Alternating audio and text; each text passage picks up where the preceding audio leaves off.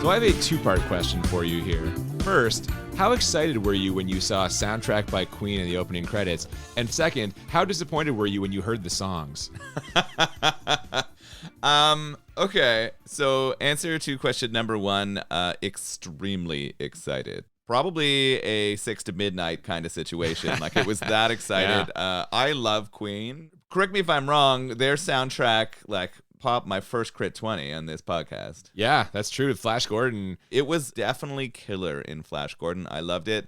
This one, I guess my complaint would be how infrequently their songs were used. Like, they didn't drive the story like they did in Flash Gordon. I did not want there to be more of their songs because, again, the offerings they were given were not strong, in my opinion. I was not a fan of that. But I'll tell you what did get me excited in this movie. The Canon Films logo showing up at the beginning. Yeah, I saw that. 1/3 of our Holy Trinity. Always a welcome sight. Welcome to Bad Movies and Beer. I'm Cooper. And I'm Nolan. And today we are discussing Highlander. There can be only one. There can be only one.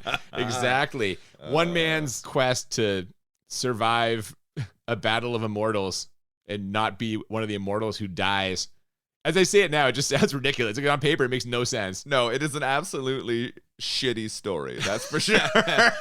As a massive nerd and fan of sword and sorcery, I was pretty excited. This is one that you would think would have been right up my alley. I should have seen for sure growing up, but I had never seen before. I was under the massive misconception that the Highlander traveled through time. Yeah, I can see how you would think that. I mean, we kind of do through his eyes in the course of this movie, which we will, of course, get to all that later on. But before we do that, what did you think of last week's episode where our wives took over? That was pretty fun, or at least I think it was. You know, it wasn't fun? Fucking trying to edit down like the 3 hours of audio they recorded. Just fucking yammering on for like ever. Jesus Christ. I mean, I'm glad they had a good time talking about such a tremendous movie. I mean, it seems like they did have a good time. And to be like, the part that just confused me though was their complaint was there's no plot to this movie. We have nothing to talk about. And they talked for like fucking 3 hours. All it takes is just a small grain of rice to start that fucking avalanche going, and it worked here. You say grain of rice because my wife's Asian? You fucking racist. What the hell, man? It's not cool. I wish there was intention. You're supposed to be the you're funnier. Allegedly the woke guy. This is the shit you pull on me. I wish there was some intention in that. That would have been funny. I did a great job, honestly. I think that they had a lot of fun, and that's more than I expected. I thought they were gonna have a terrible time and be mad at us, but it seemed like they had a good time. Yeah, no, that was cool. We will see how others feel about it. I think there's some decent feedback already. I mean, if nothing else, I'm glad that we did this because why not? It was a fun experience, and we got a week off, and they got to fucking do their thing, and you know, that sounded really genuine. It's the best I could muster. I'm sleep deprived from trying to edit that fucking episode. No, I think it was really fun. Thank you, ladies. Definitely. Nolan and Cooper. There you go. But today, we should mention this was originally, we put this out there for our season premiere, little face-off between that and Starship Troopers, and this got its ass handed to it. People did not want to hear this one then. They nobody wanted Starship Troopers. Yeah. Nobody wanted this movie. It got a few votes, but Starship Troopers won in a vast majority. So that's funny. But we're doing it now. We're taking care of it now. We're coming back. The Highlander story deserves to be told, I think. Does it? Well, as we always do, we pair a beer. Yeah, speaking of stories that need to be told, though, this beer, we're not even sure if this is still being made or by who. The beer is shrouded in mystery, much like the Highlander itself. I think it's gone through more incarnations than Connor McLeod here in our movie. Right? Yeah, different identities. Yeah, exactly. So this one's hard to describe. This is not a brewery, but a brewing company. So this is one of those places that pays for space in another brewery and makes it, and the brand is the Highlander Brew Co. Yeah, you've explained this to me before. They kind of contract out like their recipe and their name or whatever and get someone else to brew and distribute it for them. Yeah, so they help use spaces. It can be really expensive, obviously, to create your own craft brewery. So places that like good recipes or want to brew beer or create a brand can do that out of someone else's space, and that's what this company, Highlander Brew Co, does. Except when we kind of tried to look them up and follow them, it appeared like there was a massive paper trail. Yeah, strangely enough, it sounds like once upon a time they were possibly brewing independently, but then they ended up, there was like a news release from like November of 2020 that now they're going to be brewing out of the South River Brewing Company, who we're going to try a beer from later on this season. But then, like less than a month later, there was another news thing saying that now they were going to be brewing with New Ontario Brewing, who we drank our Showgirls beer from, Clothing Optional, back in season 2 there. But then like after that, subsequently, they haven't updated their social media since like 2022, like April of 2022. So we're very unclear of where this beer is currently being manufactured, if it is currently being manufactured. Although the date on the bottom of the can, is that a canning date or a best before date? Canning. It's December 2022.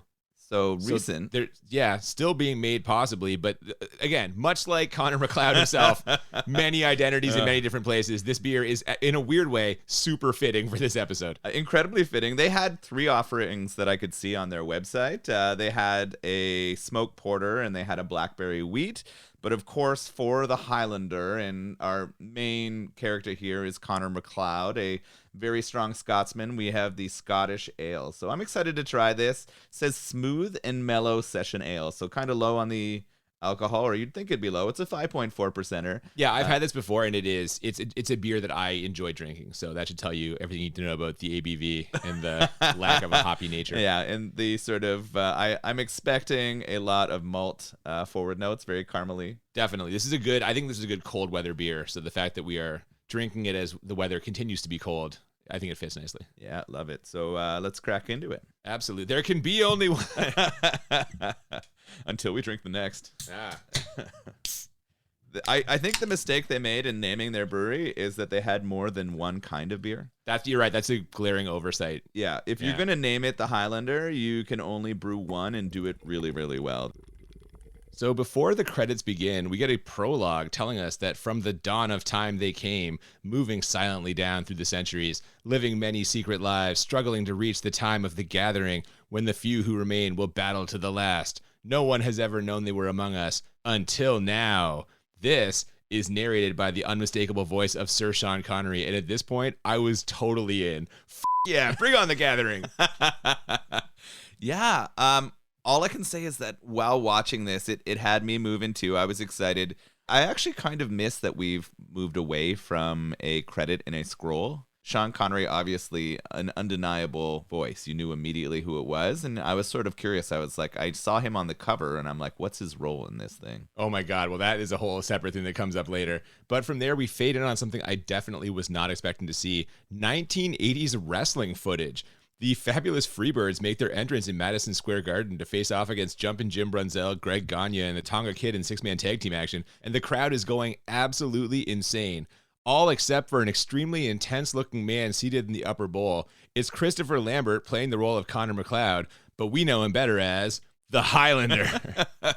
I knew. So you asked me when I saw the Queen soundtrack how excited I was. I knew you had a massive erection as soon as we rolled in on that ring. It took me back to I'm a big wrestling fan. It took me back to my childhood of like whatever. Right away, I was very excited. What bothered me about the scene was the fucking lighting on the Highlander's eyes. Like they pull up and he's just sitting there looking so fucking moody, and he's got the light stripe. It's just ridiculous. I was like laughing right away when I saw him. Oh, I laughed too because I did not understand who he was or what was happening. Even though we had that scroll, I was not prepared for how quickly this next transition in scene happens. Oh God, they get right into it. The vicious in-ring combat causes him to flash back to his life on the Scottish Highlands, hence the name, and a particularly brutal battle that happened centuries ago.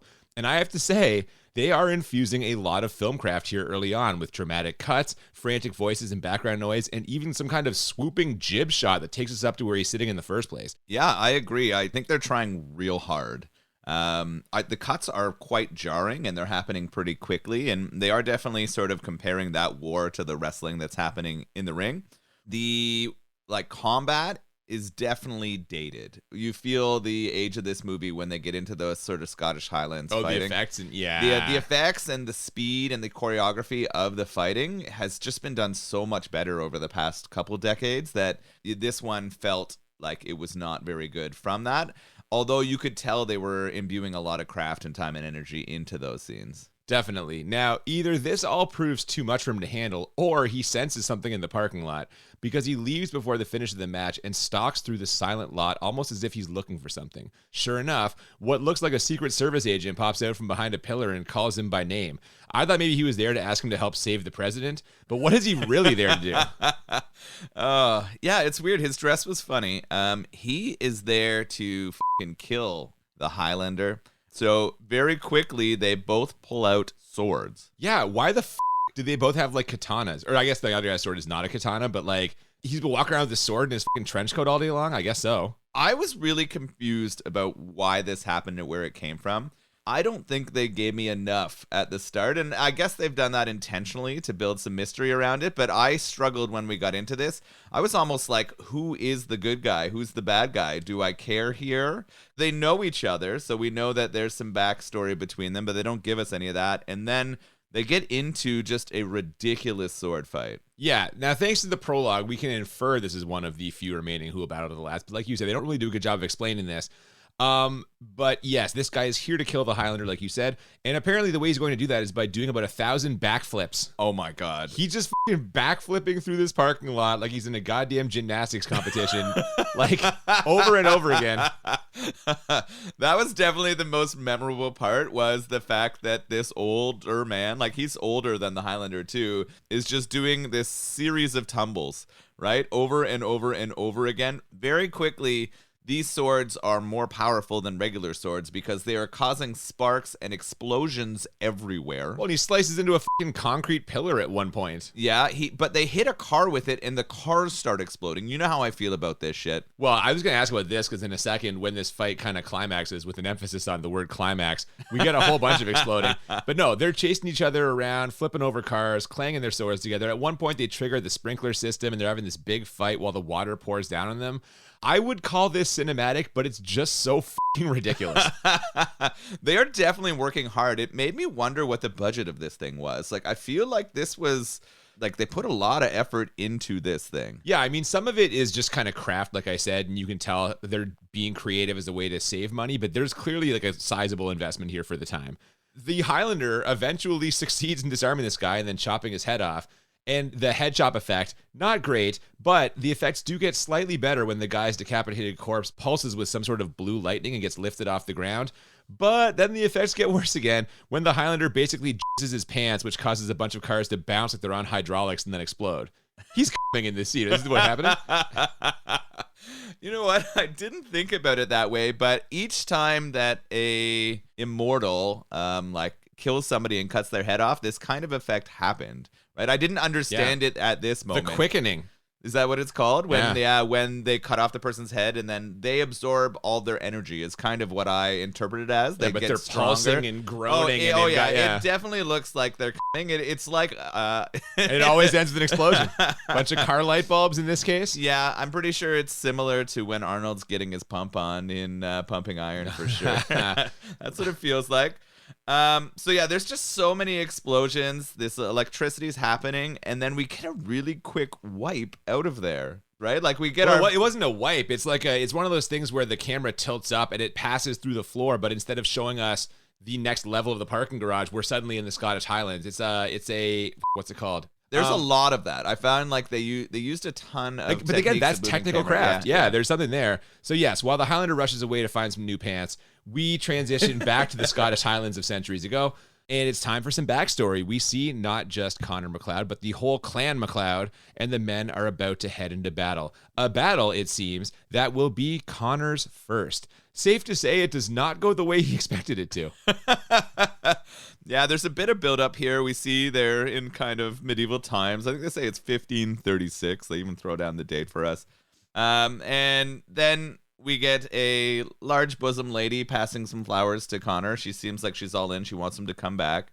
But like you said, it's not necessarily going to go so well for our friend Connor here. How'd this battle go? Well, I mean, when they get to the battle, the big bad of not just the battle, but this whole movie, the Kurgan is his name, is fighting for the other side. He already knows about Connor MacLeod, knows he's immortal, and before the fighting starts, orders the men not to attack him. The boy is mine, he says, a full 12 years before Brandy and Monica would set that sentiment to music and take it to the top of the charts. Did you know that song was about the Highlander? You didn't know that, did you? No. I didn't. No. Anyway, this leads to a hilarious situation where Connor McLeod is literally begging people to fight him. Fight me, damn you! No, that's gonna kill! Fight me, you cowards! No, not him! The Kurgan eventually shows up to oblige, and it takes him literally 3 seconds to drive his sword right into the Highlander's midsection. Not great. I was shocked that he didn't even get his sword up for a single block or parry before he gets run through by Kurgan. Yeah, he's really bad at this, eh? Awful. Yeah. Just absolutely terrible. You're like, this is going to be the hero. And I guess they're doing that like to show that he's got a lot of work to do to get to where he's going to be in the end. But yeah, but I feel like a regular guy would have killed him. Like, he was so terrible. Anyone, yeah. any single person, if he wasn't immortal, he would have been dead. Like, maybe he wouldn't have survived to that age. I don't know if there was any indication. He didn't seem to know that he was immortal. But he gets run through with a sword, and the Kurgan, the Bone Man, is about to end him, about to chop his head off, which we know is, or we learn is necessary to kill another immortal, when the other Clan MacLeod people sort of dive in and save him. Yeah, his cousins tackle the Kurgan to the ground, giving him the chance to escape, and we escape back to the present through an eye zoom. That's kind of a cool effect, too. Though the Highlander was frantically trying to get out of the parking lot before the police arrive, side note, pretty convenient that his car is the only one still working after his electric orgasm, isn't it? Isn't that kind of weird? Yeah, it is hilarious. Maybe he knew that he needed to park his car away as from far away as possible. Yeah, he knew what was going to happen if he did it. We see our Connor character in New York City trying to escape that garage, and then he gets surrounded by New York police officers, and now they're going to bust him up, right? They're going to arrest him for what is the chaos that's been caused down there? Oh, God, yes. He's definitely under arrest. And after a brief cut back to the distant past, we get some crime scene footage and also meet our love interest, Brenda. She's some kind of forensic examiner or something, and she immediately spots an antique sword, which, again, not a katana, my bad. Anyway, it turns out the Highlander is going by the name Russell Nash in the present day, and he's an antique dealer, so this sword turning up is exceptionally bad for him. Also exceptionally bad, the interrogation scene we get next. Oh my goodness. So the Brenda character, I want to speak about her for a second, though. She's a forensic police officer, or she does the forensic works for the New York City police and helps solve them. But she is also an ancient metal and sword expert. I think that's part of her forensics job. If you're forensics, I'm assuming you have to know chemistry and stuff. That makes sense, right? I'm serious. How do you not have to? Yes, but I think your focus is biology and blood, not no, because weapons. I mean, I guess a little bit. It was just hilarious that she was the one who was an expert on ancient swords. I mean, we need to have some convenient stuff to keep pushing this movie forward. We get to that interrogation room, and we're getting some just awful humor and or police work here. Yeah, I wouldn't necessarily call it humor. I think it is just like your stereotypical 80s cop cliched interrogation stuff. So they try and trick him into telling them that it's his sword and that he's the guy he killed and that he also killed someone in Jersey the exact same way a couple of days earlier, but he's too smart for them. And that's the nice thing about dealing with stereotypical 80s cops. Instead of having an actual conversation with them, we get exchanges like this one. You Nash? Why, Garfield? You cruising for a piece of ass?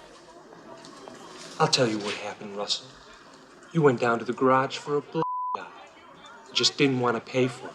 And of course, they get into a fist fight right there in the station. Just ridiculous. Yeah, we're going to talk at the end about some of the things I didn't like in this movie, but one of the key ones was how rough the humor or attempt at humor was in here. I'm pretty sure the comments, the homophobic comments, were definitely intended to be humorous. Like, they wanted people to laugh at those moments. Oh, I don't think in this case. I think in this case, he was just trying to rile him up because the accusation that you might possibly be gay in the 80s was like an angerable offense. It was angerable, yeah. But there's a bit of that in here for sure. There's quite a bit of homophobia and some other comments in here that are pretty rough that age poorly. And that's come up so many times in our movies, especially like, you know. It doesn't work well for me, though, here. It seemed like it was sort of cheap as a way to try to get there. They could have had a much better written conversation, I think. But again, that's the stereotypical 80s cop, and that's what it is. Yeah. I will say, though, I did like how they at least commented on his weird accent, which is like supposed to be Scottish, I guess, but it turns out that he's actually French and also totally incapable of doing a Scottish accent. Yeah, this is really bad. He kind of sounds like Jean-Claude Van Damme. But like not even...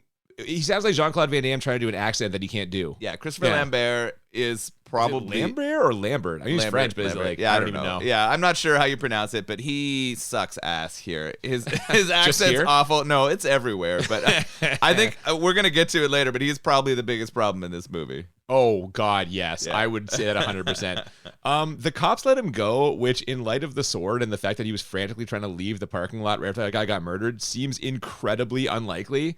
What's even more unlikely is that the Kurgan just happens to be in the area to hear the news of this immortal fight, or was he being like summoned there? I'm still not totally clear on that. I think you're right on what you said. I think what's happening is they are all kind of getting summoned to a similar area. We're approaching the gathering. We heard about this in the intro. We don't have a ton of info now, but it seems like there's supposed to be one big event that brings them all together. And I think that's what's brought both of them to New York City at the same time. Now, well, no, because the Highlander lives there. He's been living there. He has his antique shop. He has made a life there. The other guys are getting pulled there. Yeah, and I think that is for the gathering. Maybe the Highlander is the... I think that is for the movie. I think that's just easier to like, you know.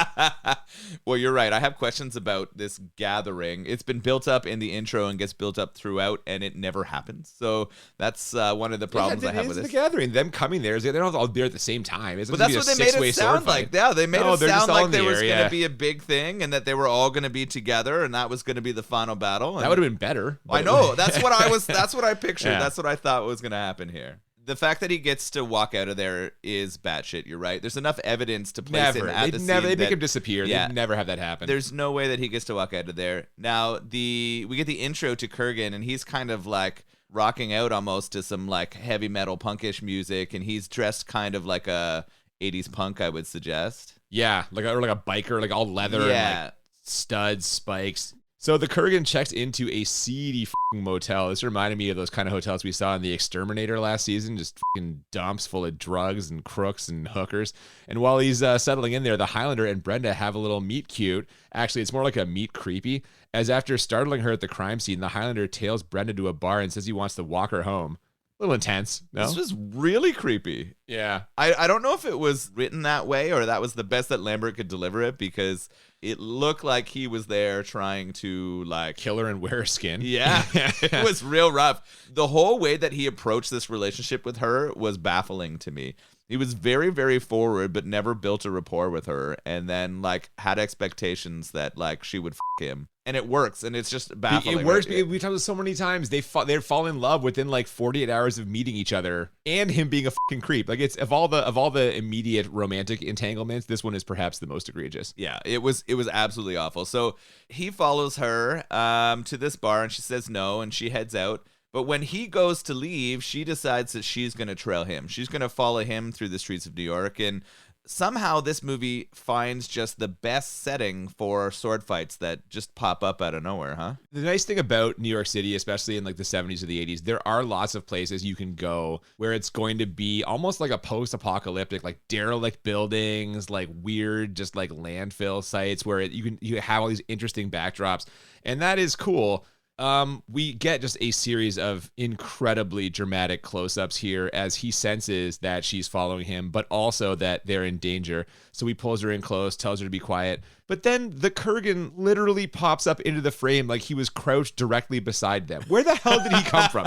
Dude is like 7 feet tall. He just pops up, and not like from behind something. He literally just comes up into the frame. And I was like, what the hell? Like, did he jump up through an empty manhole? Like, what the f***? It was funny because we talked about the music. We had kind of a bit of an 80s love song going on in their first meeting here. Like when they're meeting on the street and he's telling her to be quiet, we've got some 80s love song. And then very dramatically, we hit into some synth for mood.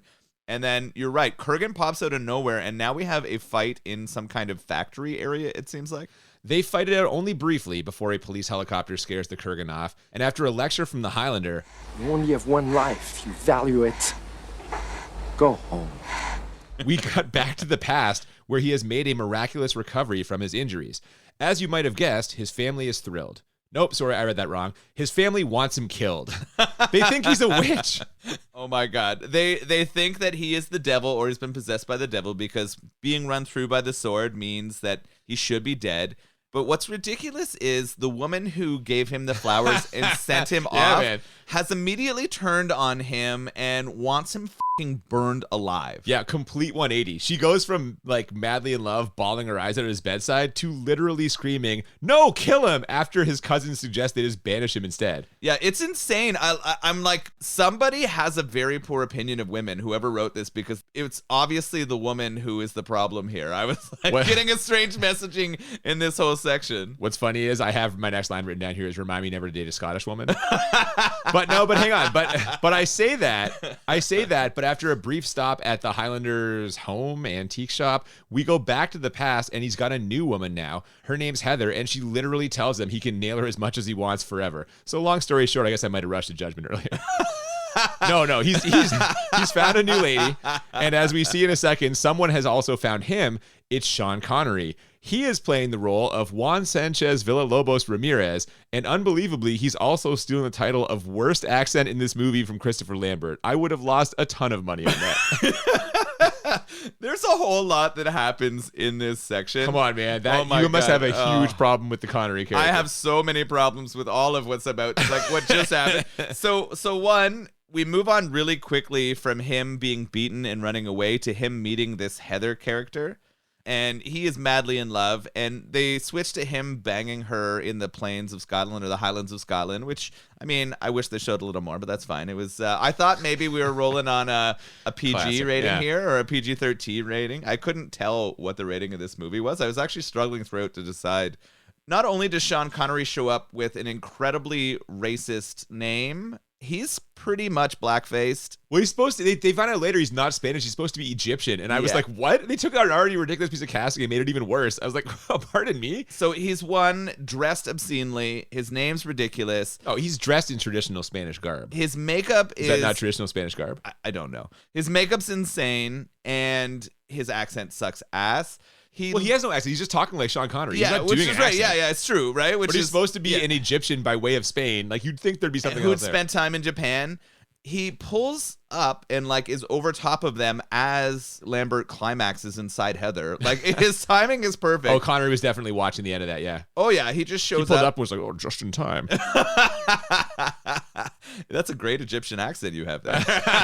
Thank you.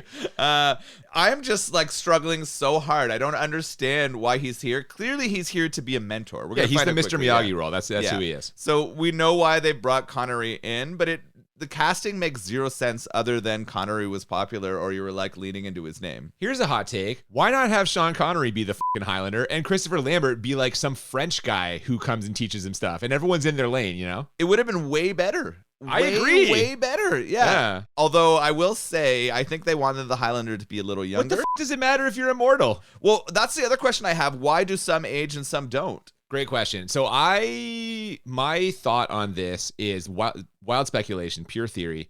Maybe you don't become immortal till the first time you get killed.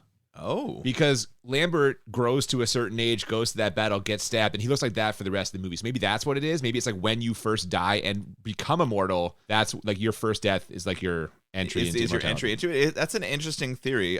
There needs to be something there because it's not explained at all.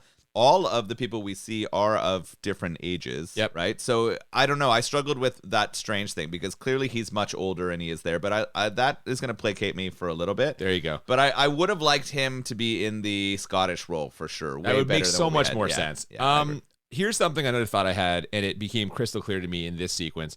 Some of the facial expressions Lambert is making here are truly bizarre. Like anytime it cuts to the close-up and he's got looks on his face, I don't know, man. I think every single direction was about him being through the prostate because he both looked like he was in pain and pleasure at all times, and it didn't make any sense. It's very weird choices. And not to be outdone, Sean Connery is just chewing the scenery here. He's going to teach Connor McLeod about his immortality and everything that comes along with it. And apparently step one is get hit by lightning a bunch. Connery explains it like this. The sensation you're feeling is the quickening. We are the same, McLeod. We are brothers. Thanks there, Juan Sanchez. That totally answers my questions. Yeah, oh my God. No problem. Yeah. There's a lot that's unexplained in here. It's a 2-hour movie, and they do a really bad job of communicating a lot of stuff that I think would have been important, and then having a lot of stuff that's just absolute bullshit. So it's sort of funny. I felt like there were some strange choices in that. Well, the hits just keep on coming here, as the next scene is maybe my favorite in the whole movie, the boat scene. Oh, God. Connery has the Highlander balancing on a rowboat as part of his training, and after a ridiculous argument, he tips him into the water, which leads us to a shot of Christopher Lambert basically standing in the bottom of what looks like a giant fish tank, marveling at the fact that he's alive. This did not look even a little bit realistic. No, and the sound of him like singing or yelling underwater had me like laughing my ass off. He's like looking at his hands and being Yeah. like, I'm alive. God damn, man. It's I think ridiculous. it has like the gurgling sounds and Yeah. he's like yelling out. Yeah, it's really, really bad. It is. Now, I'm very curious for your thoughts on the next section, because it is basically the world's slowest training montage, as Connery puts him through the paces on the beach, in the forest, and on top of a mountain. And for me, this would have been 1,000% better if instead of the soaring cinematic music, we had an up-tempo 80s banger. Just a waste of the time that this movie was made. You're making a movie in the 80s, you put a fucking 80s banger in there for the montage. Missed opportunity. You know what's hilarious is before that section happened, I literally wrote down, I hope a montage is coming. You sense it. You could sense it. It was building Like the to that Highlander moment. sensing the gathering, you can sense a montage. I could sense a montage. My montage senses were tingling. I could feel it on the back of my neck. I knew that this was the moment that it needed to happen, and this underwhelmed me to an extreme. Because of the music, right? Was the music? And the the pace. pace, yeah. Like there was so much opportunity in here to have an incredible training montage, and we didn't get any of that. I agree. There could have been an incredible Queen 80s banger. It would have been fantastic.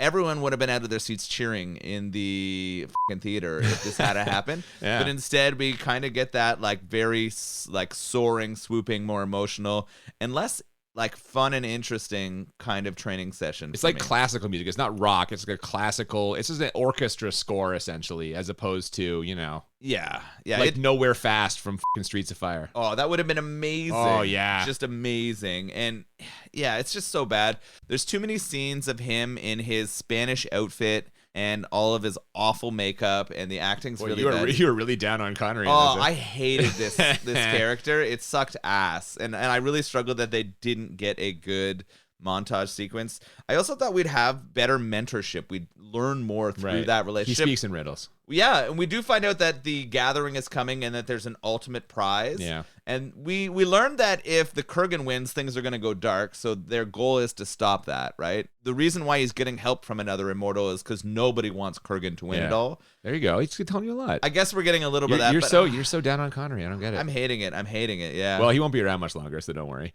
This all, of course, ends with the Highlander finally beating Sean Connery in combat, but there's still one more lesson he has to learn. The Immortals cannot have children, and they will never have a family, and he's going to have to let Heather go. We learned a couple more things here. First, that the katana he used in the parking garage was actually Connery's. It was a gift from his former father-in-law some hundreds of years ago. And second, that the Kurgan is the strongest of the Immortals. A perfect warrior, Connery says. And guess what? He's here! Ooh, shit. Kurgan senses that our McLeod character's getting some training, and he doesn't want him to get stronger. He doesn't want to have someone to fight him. So we know he's going to go try to stop Ramirez and McLeod from getting too strong, right? He wants to be able to take this down. He wants that ultimate prize. He wants to turn the earth dark. That's for sure. Now, he arrives at the Highlanders' castle. Is it a castle? It's kind of like this little tower thing. I don't know. Yeah, it's a lame castle. But you're right. He arrives there to find McLeod, but does he find him there? No, it's just Connery and, of course, Connor McLeod's lady Heather. So Connery and the Kurgan battle it out inside of whatever the this building is. But in the end, despite Sean Connery slitting his throat, dumping him about 4 stories down to the stone ground below, and stabbing him right through the gut, the Kurgan is victorious, running his sword through Connery's heart and cutting his head off. And now it's time for the Kurgan to have a lightning orgasm. You forgot to mention that as they're battling in this tower, every time their sword struck one of the rocks, a huge chunk of the castle fell apart. Oh, the castle is decimated by the end of this. Yeah, and the whole time that this is happening, Heather, like McLeod's sort of partner or lady, just stands and screams in the basement. She doesn't try to run. She doesn't try to get any help. She just stands there the whole time while the whole castle is falling around her. Yeah, it's not a strong role for her. Holy f***. Well, It's like, what the f*** is happening here?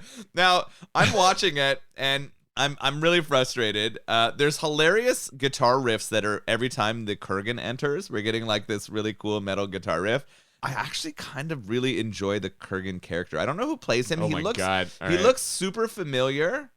He's been in a bunch of stuff. I can't think of his name right now. He's in Starship Troopers. The Kurgan is the guy, his fucking drill instructor who ends up killing the brain bug and is the hero at the end. That's the same fucking guy. Yes, that's right. And he does a really good job. Like, I think that out of all of the people in this movie, it is the character that I think lands the best for me. Yeah. I want to give him props for that. I do not agree with that. We're gonna. No, you don't there's like a it? wild Okay, all right, disagreement. okay. Anyway, now we know why the Highlander is who and where he is, and it sure seems like Brenda has figured out some things too. She swings by his antique shop to press him on the details of the sword she found at the crime scene, and he tries to charm her into a dinner. Then we get a weird aside where his assistant says she's worried, people are asking about him, and he jokingly says to tell them he's immortal. And then we explode to footage of him running for his life during World War II. Like, literally explode. The frame shatters outward, and we're just there. Yeah, there's a lot of transitions. This is where you're saying that the craft's coming in, right? We're getting a ton of that, and we're getting some more backstory here. He's in World War II. We see him running for a bit, and I don't know how he finds her, but he finds a little girl hiding in what looks like a burned out or a destroyed factory building. He tells her it's going to be okay and tells her that he's got some magic and that she should come with him, and he's going to try to help her escape the situation. She agrees, and he pulls her out of this space, and then we get a Nazi. Oh, yeah, Nazi shoots him right in the back, but he cannot die. That's the magic he was talking about. And we get now what might be the worst acting in the whole entire movie. He gets a hold of the Nazi's gun and tells him, Move. Nein! Erst musst du mich erschießen! Whatever you say, Jack. You're the master race. God damn, Lambert. Was that the best take they got? Like, he's awful. It's out of control how bad his line delivery is. Yeah. I don't know how many rewrites they had to make to the script to make this movie work as him in the leading role, because They're just ripping pages out of the script. Oh, No, yeah. less dialogue. Yeah. Less dialogue for Christopher. I would love to have a conversation with the writers of this shit, because they must have just fucking shit themselves seeing the takes that were happening here. Man, it was rough. Anyway, it turns out that little girl, of course, was his assistant now in the present day. And what she's really worried about is that he's lonely. He won't let anyone love him. Or will he? I mean, he's going to want to fuck Brenda. Yeah. And right on cue, it's time for their dinner date. Now, she's using this as an opportunity to hopefully get more information out of him. She sets up a running tape recorder and loads a gun just in case. And he uses this as an opportunity to make more super weird facial expressions. He is onto her whole plan from the jump, although he's not sure whether it's just her or her and the police.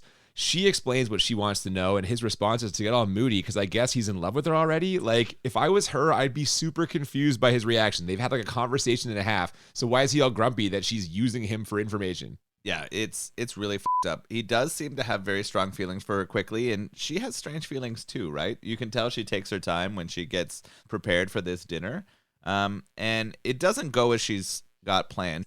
I would complain about that, but he has been around for centuries, so he knows when he's been put into a trap. Well, we flash back to his old love with an emphasis on old. I guess he stuck it out with Heather after all, and now her good looks have withered away, replaced by some truly shitty makeup effects. They say an insanely dramatic goodbye as we get her death scene, scored to what is perhaps the worst Queen song ever recorded. Who wants to live forever? Not me if it means listen to this fucking song again. Yeah, this is all really strange, right? The age makeup that they put on her here is some of the worst in cinematic history. Yeah, it's real bad. It's fucking awful. The scene where he's holding her as she's dying of old age. We're in the Highlands. We see that you're wearing this, and she's fucking dying. Yeah. I laughed my ass off. Like, this is one of those moments where I'm like, I'm a horrible person because we're having what is supposed to be the most like sentimental scene in this entire movie, and I'm just laughing so fucking hard. But it's not your fault. It's not your fault they can't pull this off. Oh, they didn't get anywhere close to pulling it off. It was kind of, to me, like I was thinking back to Karate Kid when the two have to grab hands over the dying father, and it's just so bullshit that you're laughing so hard. That's what it reminded me of, and it was so bad. She's gone, and he's lost his love, but I don't care. Right? Yeah. Like, they really didn't do it for me. It just made me realize how bad it was. You're right, the song sucks. I am digging most of the Queen that's going on here. I don't know how. Yeah, but I'm not enjoying this one. So like you said, she's gone, and the next morning the Highlander meets up with an old immortal friend of his, and they reminisce about fun old times. The Highlander tells a story about a time he got into a duel with a foppish noble, a duel that we see he lost several times over. This scene was kind of fun, I guess, but they could have easily cut it along with this whole old friend thing. Like, it's obvious they're just bringing this guy in to get killed by the Kurgan, which he does, along with some ex-Marine vigilante type who just happens to find them sword fighting in the next scene. This is padding,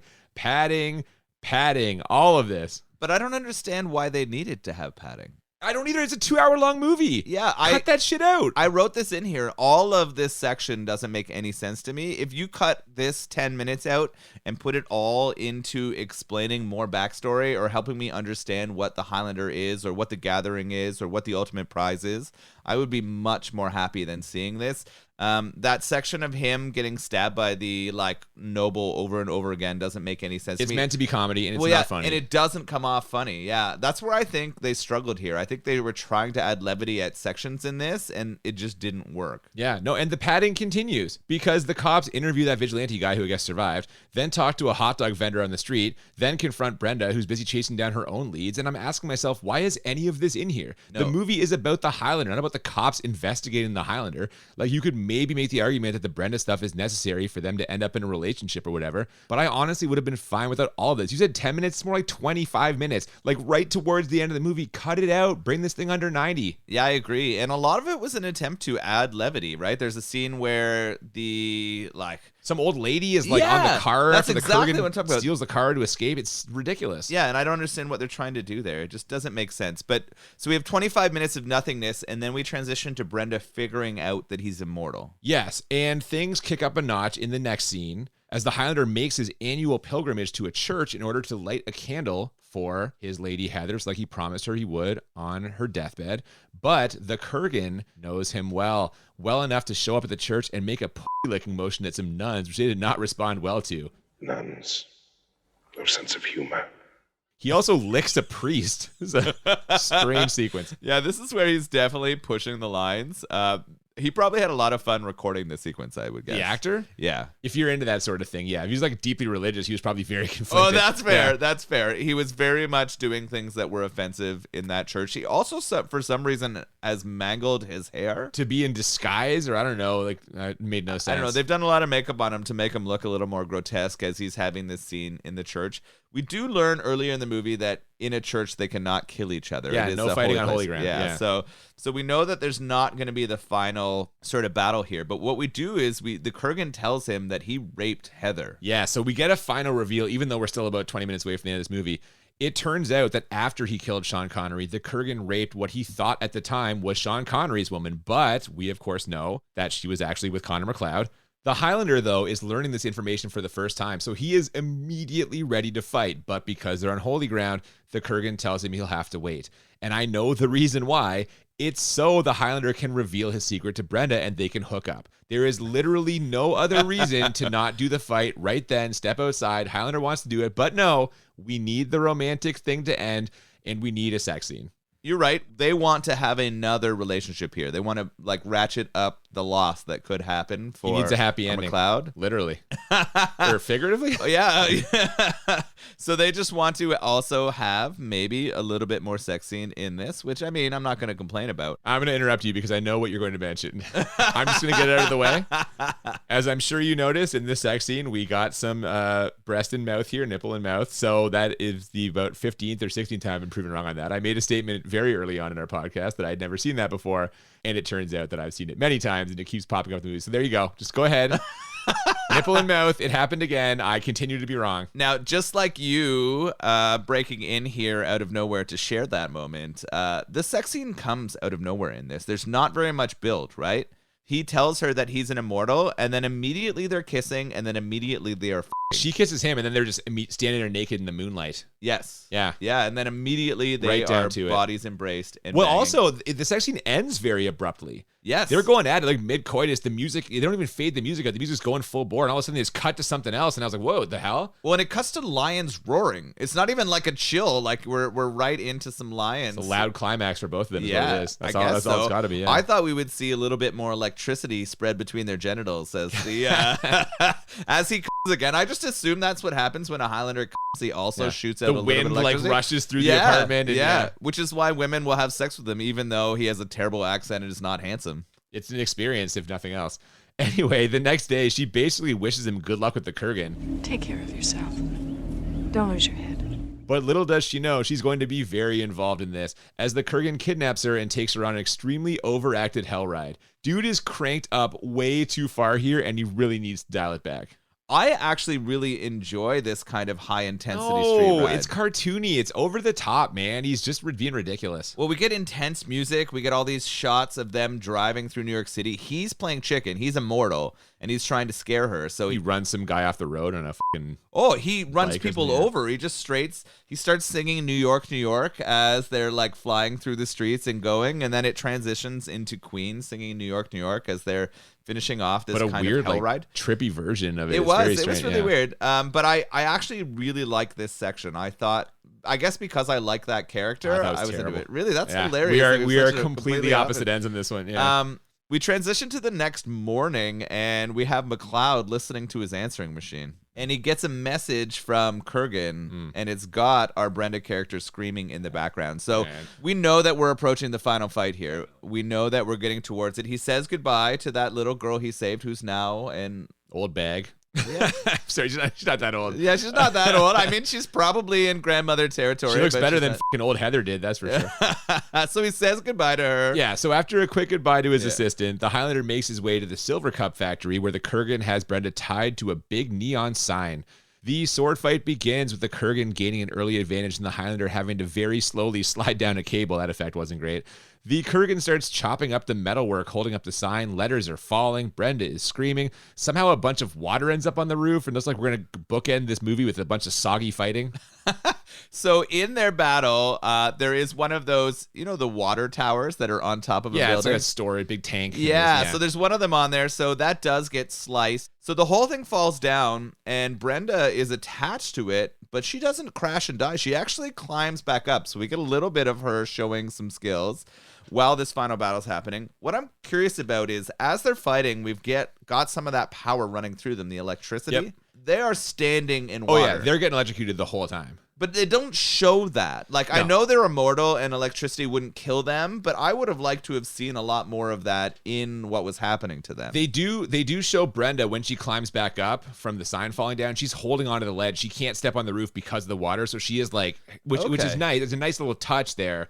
Because if she touched the water, she would die immediately. But you're right. Where's the lightning effects for that? Where's that? So they're fighting on this water-covered roof, and then all of a sudden, the two of them break through one of those windows on top and into a warehouse. Yep. This shot of them falling, what was your opinion about it? I mean, it's a little silly. It's what it is. I had to walk away. I laughed so hard. It was so bad. They were clearly on wires. And the facial expressions, particularly of Lambert, were just so fucking over the top and so slowed down. It felt like slow-mo that I lost it. I was like, oh my God, this is insane. But so they fall to the ground. We have this horrible moment as they're falling through the sky. Both of them get up fine because they're immortals, and this fight continues. It does. And the Kurgan manages now to disarm the Highlander, and he's about to deliver a kill strike when suddenly fucking Brenda, who mere seconds ago was clinging to that ledge some 60 feet above them and definitely couldn't step onto the roof because the water, like you mentioned, somehow she appears in the room and clubs him in the back with a metal pipe. How in the does she possibly get down there? Yeah, I don't know. She gets down there conveniently. They do show her coming through the door, so clearly she'd run down somehow. Down what? How? Fire escape on the side? She never would have made it there in time. They fall so far so fast. This fight happens. She would still be coming down from the roof. There's zero chance. That is beyond convenient. I mean, based on the slow motion fall, it took them about 27 minutes to get to the floor, so I think she had time. Yeah. But you're right. It's very convenient she's there. She whacks Kurgan with a pipe to distract him, right? As he's about to, hit the final blow on McLeod. He has him dead to rights, and he just looks back and laughs at her. Yeah, but this is enough to give the Highlander time to retrieve his sword, and after delivering your standard what kept you style one-liner, he ends up getting the Kurgan sword away from him and killing him while the triumphant music soars. And then, staring deeply into the camera, he reminds us, there can be only one Cue the animation for some reason. Tons of it. So we get a window blast. All the windows blow out, and then we get this strange like white energy volcano with almost like animation monsters. Like we have all of these things coming out. We know that when you kill another immortal, you gain their power, but now he is the last one. We are getting that moment, and I really didn't know how I felt about the animation moment. It reminded me of like, what's that Disney movie? Was it Fantasia where you Yes. got the mountain and all this stuff's like swirling around? It reminded me of that. Just lightning everywhere, making the shape of like bats and wolves, dragons, monsters. We get the eye zoom about 17 times in a row while the Highlander screams that he knows everything. He is everything. I can't totally make sense of this either, but luckily the final scene is there to kind of clean things up a little bit. Yeah, like you said, this all happens. We have this huge moment, and then we transition to the Highlands. And this is not past Highlands. We are here modern day Highlands. And he's there with Brenda, and they're sitting on a beautiful spot and talking. And now we're going to get the exposition to tell us what the result is. Yes, and we actually end as we begin with a Connery voiceover. And the Highlander shares a passionate kiss with Brenda, and we're into the credits. And the credits feature the exact kind of song that I wanted for the training montage. Come on, guys. It's right there. The outro is definitely better than some of the other songs that they had in there. I thought it was interesting because they talk about the prize in that final section. And they basically say that it's knowledge of what everyone knows and is thinking and doing. It's omnipotence, essentially. Yeah, so he's got all of that. Omniscience. He's not all powerful. He's all knowing. He's omniscient. Yes, so he's all knowing, and he does mention that he needs to now use it for good. And I believe he also mentions that he can have children again and is mortal again. See, so we were arguing with this off mic, as I said, like, I thought the prize was going to be, now you are a mortal man. You will live your life, because after all, who wants to live forever? But I didn't think that was communicated clearly at the end, but you think it was. I think it was. It's possible. I think he's mortal. I think he can have children. I think he and Brenda are going to have some kids together. What was frustrating to me was the Highlander can use his knowledge to make life a better place for everyone. That's basically what they're saying. But he'll be able to accept, okay, he can tell what politicians are thinking. Yeah. Some fucking alleged Scottish guy with a bullshit accent walks in and is like, listen, just so you know, this is going to happen. Are you going to fucking listen to that guy? You're like, this guy's a crazy man. Get him away from me. But I would think if you had that power, the world would be an awesome place. I don't know any of the following Highlander fiction, so I don't know if he does fix stuff. Like, if we were trying to take it in today, he it, right? Like, he did not do it. He had 30 or 40 years to do awesome shit, and he didn't make it happen. The 80s really were the apex of human civilization. That's what you're saying? That was the golden era.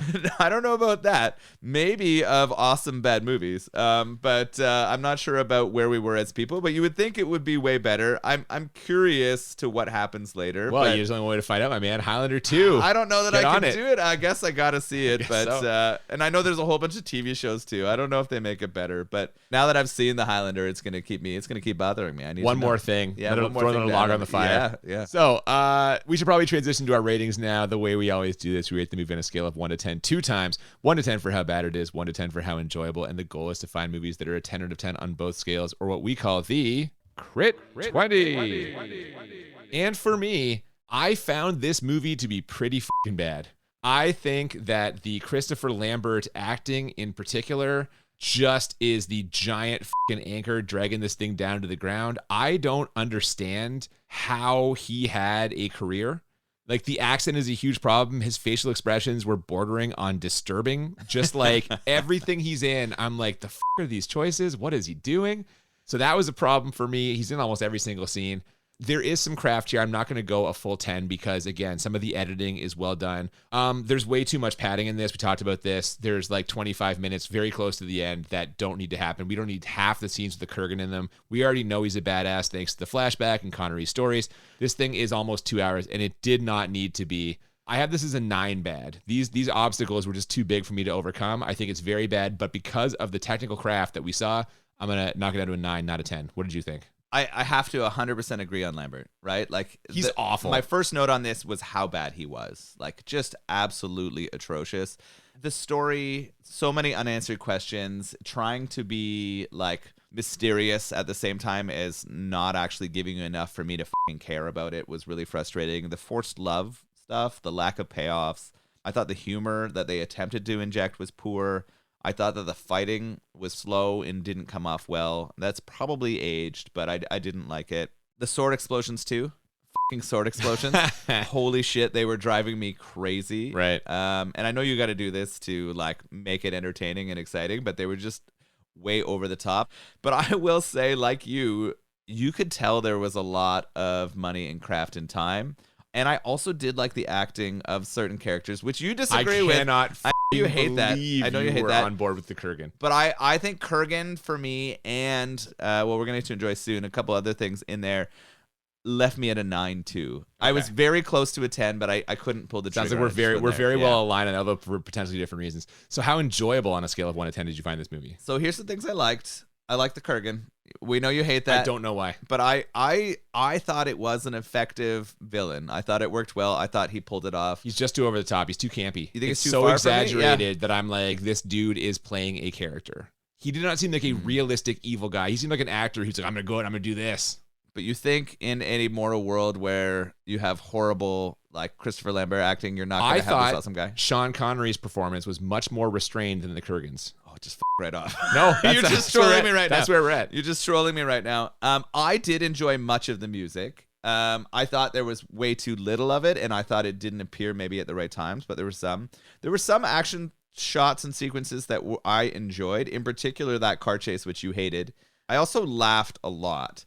Like, I laughed a whole lot at this movie, which made me enjoy it, but not because they were trying to make me laugh. It's always a disclaimer. Yeah. This is definitely one of those movies where it was so bad, I had a lot of fun watching it, which That's is kind of the point. Which is the point of what we're doing here with this podcast. So, despite it being a piece of shit movie, I still had it as a 9 enjoyable. Okay, that's pretty high score for you. Which is high. Yeah, no, 18 overall for me. But what was your enjoyability? Well, it's not as high as yours. I'll tell you that right now. Yeah. Because I thought the Kurgan was bullshit, over the top, drove me crazy. I thought the music was garbage. Queen with some of their worst songs ever.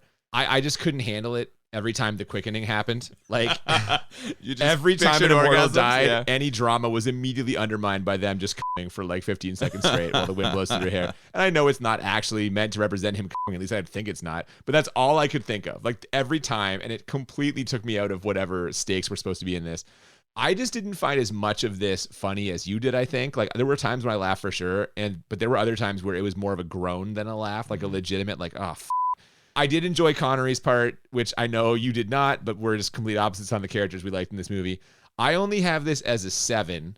This was my second or third watch. I think that might have affected it. I think I might have liked it more the first time. Like I remember liking this movie more than I felt I was enjoying it as I watched it this time. So I feel it was maybe like a diminishing returns thing where if I watch it again, it'll be even lower. So I'm at a 7. What about the beer though? Well, so I've had this beer before and I enjoyed it before and I enjoyed it again today. It is a malty, light, like not offensive, easy to drink, not too hoppy for me, but it's got some like strong ale flavor. So again, I described it as a cold weather beer at the start. I think this is a beer I would not want to drink like on a hot summer day, but for like the cool fall, winter, really appropriate for that. And I enjoyed it before. I enjoyed it again today. What about you? No, I enjoyed it. It was easy to drink. I was done pretty quickly. I definitely could have taken down another today as we have this sort of cooler weather. Like you said, this is not the style that I lean towards. It's very malt forward. Yeah. Which is not your jam. No, I tend to be more of a hop forward fella, but I still enjoy a good beer. What's interesting, though, is I don't know whether I'll find any more Highlander Brewing beers. Yeah, we don't know. Yeah, I don't know if there's going to be another generation of them. Is it like the Highlander? Are they going to like reemerge or going to have some more Immortals? Or maybe some of their recipes are going to be taken over by some of the other breweries that we hopefully will drink or have drank on our podcast too. So listen, if there's one lesson I've learned from this movie is that you have to enjoy things while they're there because they will not be around. Who wants to live forever? We got to get that message of enjoy while we're here. There you go. That's the message from this beer and from this movie. And from our podcast. We did it. Enjoy life. There you go. Now. Yeah. Absolutely. Speaking of enjoying things, next week, we are going to be watching a movie that I have never seen before. I don't think you've ever seen it before, but I have a sneaking suspicion we are going to enjoy this movie. Next week's movie is Cat People. What? So basically, this is another 80s movie. This is the musical, right? Cats? No, not Cat. God, no. No, this is Cat People. It's an 80s, I guess, kind of horror movie about people who transform into cats to have sex with each other. I think there's like... is this about furries? But like imagine if instead of in a costume they were just actual like jungle cats. So people, as I understand it, people transform, and then some people have the ability to switch between cat and human form. We'll clarify this after we watch the movie, I think, but I am very intrigued in what this is going to be. Yeah, and here's a little more bait on the hook for you. Original song by David Bowie. So, we get a little Bowie, we get a little probably ridiculous 80s effects, we get some sax. Sounds like a recipe for success. I feel like this might be a little awkward to watch together, but I'm going to enjoy it. We got to have a couple of these every season. Come on now. Body of Evidence, Your Basic Instinct 2. There's more in there I can't think of right now. Yeah. No, man, we're going to do it next week, Cat People. Before then, if you have not already, please follow us on social media at the BMB Podcast on Twitter and Instagram. Feel free to send us emails, thebmbpodcast@gmail.com. Absolutely. We always love to hear from you, and we are still accepting requests for the rest of our third season. But please join us next week for Cat People. Until then, I'm Cooper. And I'm Nolan. And we'll see you next time on Bad Movies and Beer. Keep on living. There can be only one.